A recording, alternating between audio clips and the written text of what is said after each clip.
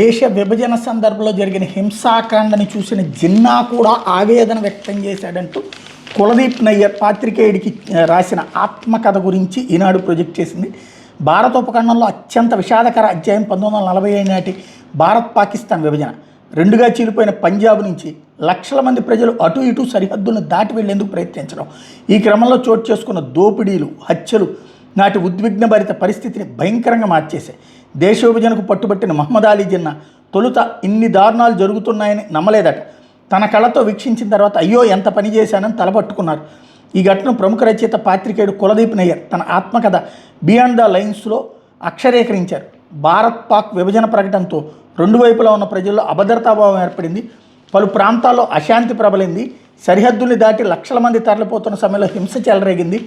విభజిత పంజాబ్లో నెలకొన్న దయనీయ దుస్థితిని ఆ సమయంలో లాహోర్లో ఉన్న జిన్నాకు పాక్కు చెందిన పునరావాస మంత్రి ఇఫ్తికార్ ఉద్దీన్, పాకిస్తాన్ టైమ్స్ ఎడిటర్ మజిహర్ అలీ వివరించారు. జిన్నా నమ్మకపోవడంతో విమానంలో తీసుకెళ్లి చూపించారు. పాకిస్తాన్ వైపు నుండి భారత్ వైపు నుండి పాక్కు ప్రవాహంలా తరలిపోతున్న జనసందోహాన్ని చూసి నిరాశతో నుదుటిపై చేత్తో కొట్టుకుంటూ ఎంత పని చేశాను అని జిన్నా ఆవేదన వ్యక్తం చేశారని కులదీప్ నయ్యర్ తన ఆత్మకథలో రాశారు. జిన్నా వ్యాఖ్యలను బహిర్గతం చేయరాదని ఇఫ్తికార్ ముజహర్ అలీ ఖాన్ నిర్ణయించుకున్నారు. ఈ రహస్యాన్ని ముజహర్ తన భార్య తహీరా వద్ద దాచలేదు. భర్త మరణానంతరం తహీరా తనకు ఈ విషయం చెప్పారంటూ కులదీప్ నయ్యర్ చెప్పుకొచ్చారు.